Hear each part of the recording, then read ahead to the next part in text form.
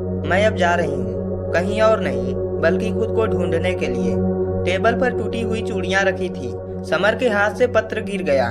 उसे पहली बार एहसास हुआ कि उसने वसुंधरा को कितनी बार अनदेखा किया।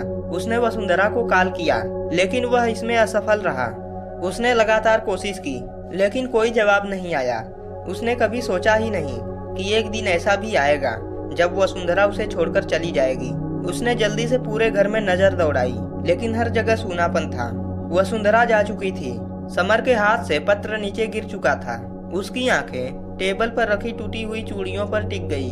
उसके दिमाग में वसुंधरा की वह मुस्कुराहट घूम रही थी जो अब धीरे धीरे धुंधली पड़ चुकी थी। नहीं, वो ऐसे नहीं जा सकती।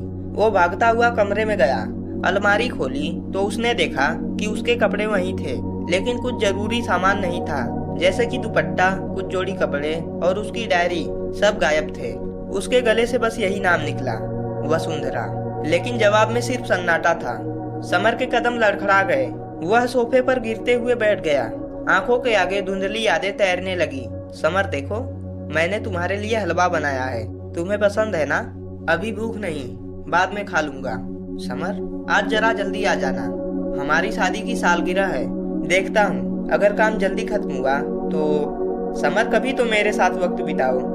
यार, दिमाग मत खाओ, पहले से ही बहुत स्ट्रेस है। हर बार वो उसे नजरअंदाज करता रहा, और आज जब वो चली गई तब उसे महसूस हो रहा था कि उसने क्या कर दिया। समर की आंखें नम हो गई। मैंने कभी नहीं सोचा था कि मेरा व्यवहार उसे इस कदर तोड़ देगा। क्या मैंने उसे खो दिया? समर के अंदर बेचैनी बढ़ती जा रही थी। वह तेजी से उठा, गाड़ी की चाबी उठाई और बाहर निकल पड़ा। उसे वसुंधरा को रोकना था।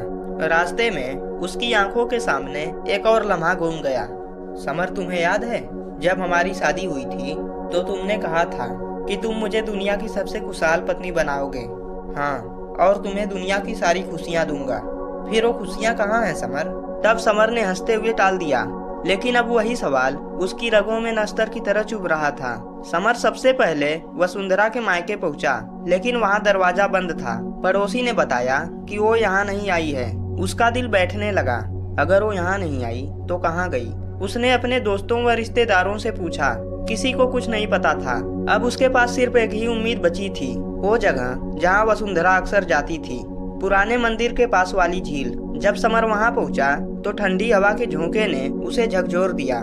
झील के किनारे वही पत्थर था जहां वसुंधरा अक्सर बैठती थी, लेकिन वो वहां भी नहीं थी। पर वहां एक चीज थी, उसकी चूड़ियों के कुछ और टूटे हुए टुकड़े। समर के पैरों तले जमीन खिसक गई। उसका दिल जोर जोर से धड़कने लगा।